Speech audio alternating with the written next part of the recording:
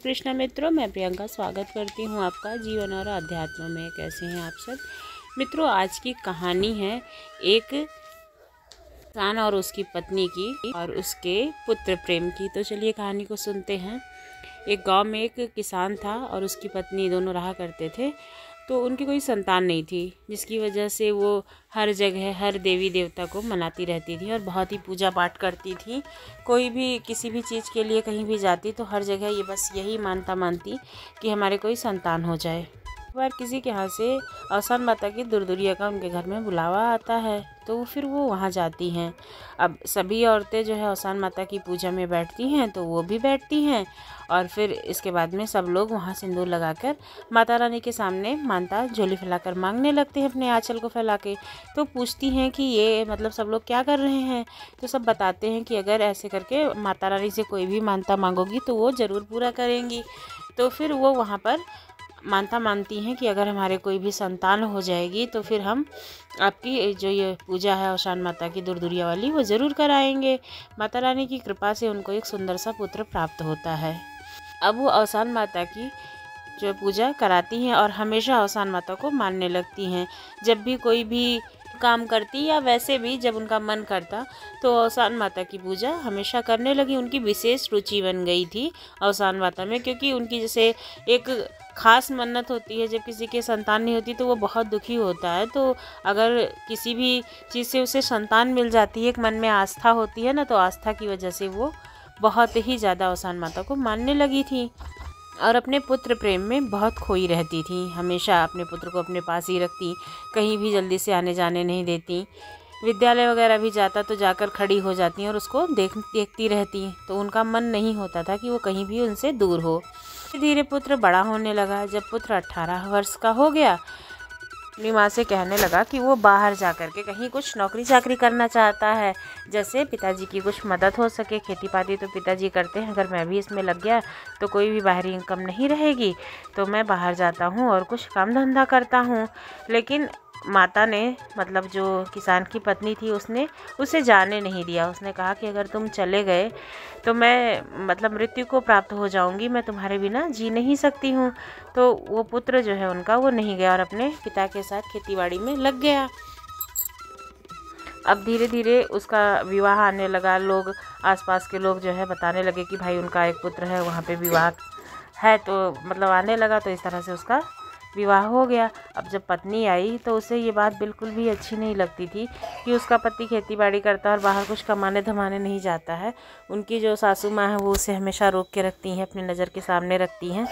तो इस वजह से उसको बहुत ख़राब लगता था और वो हरदम अपने पति से लड़ती रहती थी कि तुम बाहर जाकर कुछ काम काज क्यों नहीं करते हो, इसी खेतीबाड़ी में बझे रहते हो। अपनी पत्नी को वो समझाने लगा और कहने लगा कि अगर मैं कहीं चला गया तो हमारी जो अम्मा हैं वो बहुत दुखी हो जाएंगी और शायद जीवित ना रहें। इतना मतलब वो मुझे प्रेम करती हैं, हमेशा अपनी नज़रों के सामने रखती हैं, तो वो कहीं हमें जाने नहीं देना चाहती हैं।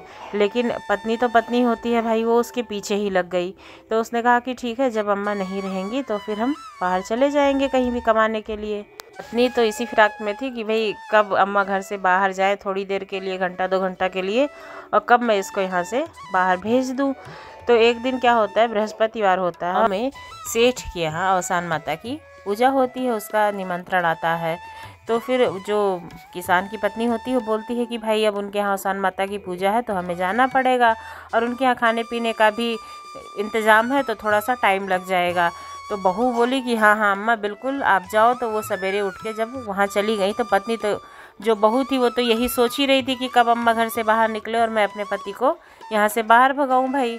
तो वो उससे लड़ना झगड़ना शुरू करती है कि तुम यहाँ पर पड़े रहते हो, कुछ करते नहीं हो, और बाहर नगर कहीं जाओ, वहाँ पर कोई भी रोज़गार करो, काम व्यवस्था करो, हमेशा हमेशा ऐसे कैसे चलेगा।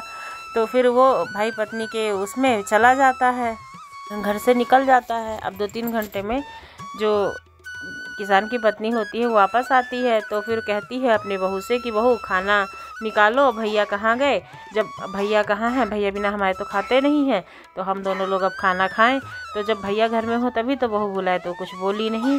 अब जो किसान की पत्नी थी, मतलब सास, वो सब जगह इधर उधर ढूंढने लगी कि उनका भैया कहाँ है, बुलाने लगी बार बार, तो कहीं निकले ही ना। तो बहू बताई कि वो सोच रहे थे कि अगर आप रहोगी तो कहीं बाहर नहीं जा पाएंगे, और आप जब गई तो वो नगर को गए हैं, कुछ मतलब नौकरी चाकरी या कोई भी रोज़गार वहाँ करेंगे, यहाँ पे खेती बाती में क्या रखा है।